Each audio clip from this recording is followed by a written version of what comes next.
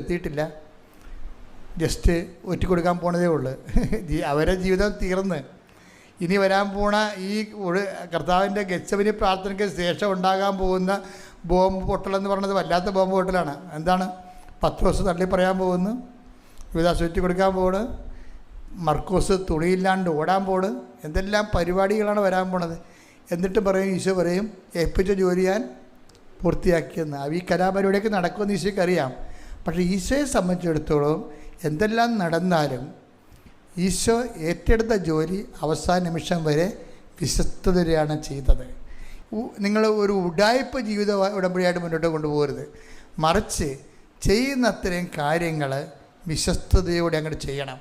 അപ്പോൾ ഉടമ്പടി പൂർത്തിയായതിന് തുല്യമായിരിക്കും. പ്രാർത്ഥിക്കുക. കർത്താവ് ദൈവമേ, ഉടമ്പടി വിശ്വസ്തയോടെ അവസാന നിമിഷം വരെ പാലിച്ചുകൊണ്ട് ഉടമ്പടി പൂർത്തീകരിച്ച് ജീവിക്കുവാൻ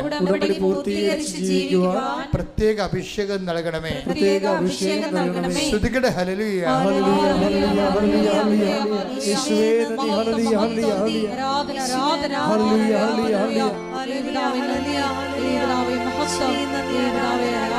ഉടമ്പടി പ്രാർത്ഥനയിൽ ഉടനടി പരിഹാരമേകും. ഉടമ്പടി പ്രാർത്ഥനയിൽ ഉടനടി പരിഹാരമേകും. അവൻ പറയുന്നത് ജീവിതം ധന്യമായിത്തീർന്നിടും. അവൻ പറയുന്നത് ചെയ്തിടും. ജീവിതം ധന്യമായിത്തീർന്നിടും. പരിശുദ്ധ പരമദിവ്യകാരുണ്യത്തിന് ആരാധനയും സ്തുതിയും പുകഴ്ചയും ഉണ്ടായിരിക്കട്ടെ. എല്ലാവരും എഴുന്നേൽക്കുക. എൻ്റെ പ്രിയപ്പെട്ടവരെ,